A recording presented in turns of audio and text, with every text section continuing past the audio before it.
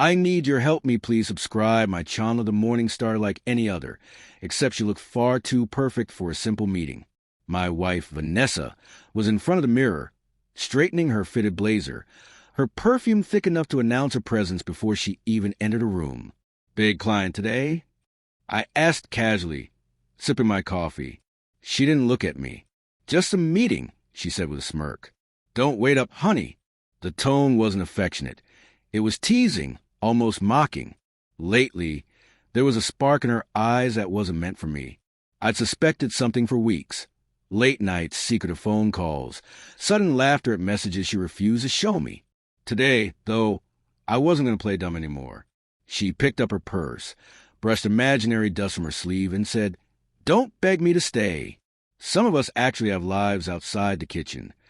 I chuckled, leaning back in my chair. "No worries," I said calmly. "I've got plans, too." That stopped her for a half second. "Oh, really?" she asked, amused. "Yeah," I said faintly. "Another night watching football and microwaving leftovers." She grabbed her car keys with a smug grin, kissed the air near my cheek, and strutted toward the door. "Try not to miss me," she teased. I didn't even look up. "Wouldn't dream of it," I said, just loud enough for her to hear. What Vanessa didn't know was that her meeting wasn't a secret anymore. I had seen the name pop up on her phone a dozen times. Alex, boss, late-night texts, weekend calls, flirty tone. I had played the fool long enough. What she also didn't know was that Alex and I had met once before at a charity event months back. He didn't know I was her husband. That night, I had made sure to get his number, not as a jealous husband, but as someone who knew how to end a game before it went too far. Around noon, I made my move. I texted Alex, "Lunch today?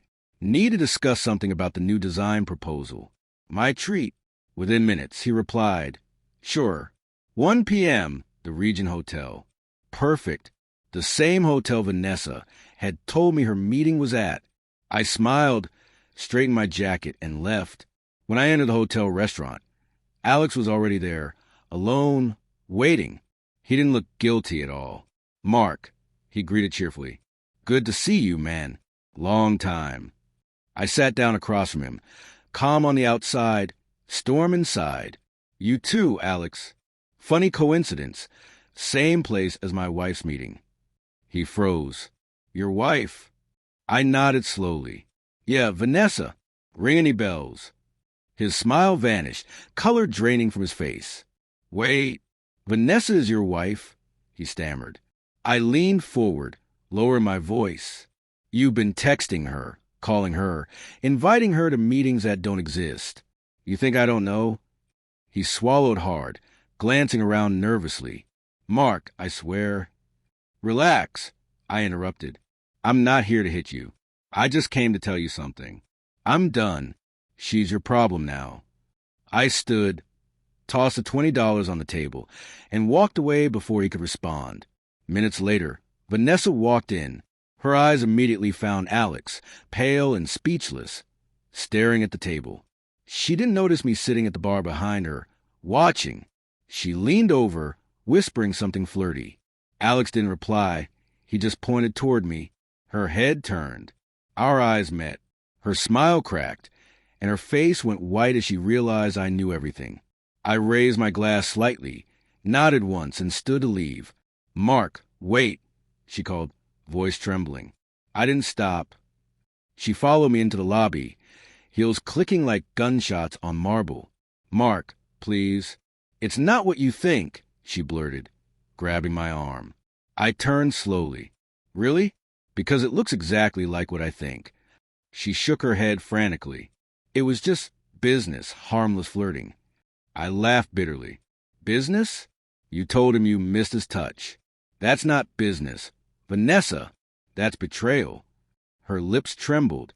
"How did you—" "I know everything," I said quietly. "And before you ask, no, I'm not angry anymore. Just disappointed that I ever called you my wife." She blinked, tears forming. "Mark, please don't do this." I stepped back.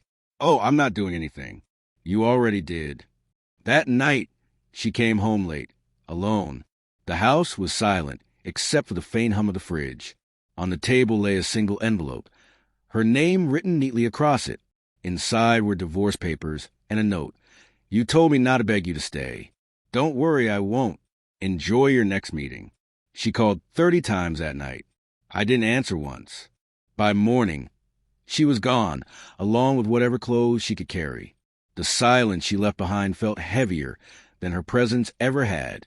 Weeks later, I heard she quit her job. Apparently, Alex's wife found out, and everything fell apart. Karma has an impressive sense of timing, I thought. One afternoon, I ran into her at a cafe. She looked tired, older somehow. Mark, she said softly, can we talk? I smiled politely. About what? About us. She bit her lip. I made a mistake. I sipped my coffee. You made several. Can we fix it? I stood slowly, looking down at her. You told me not to beg.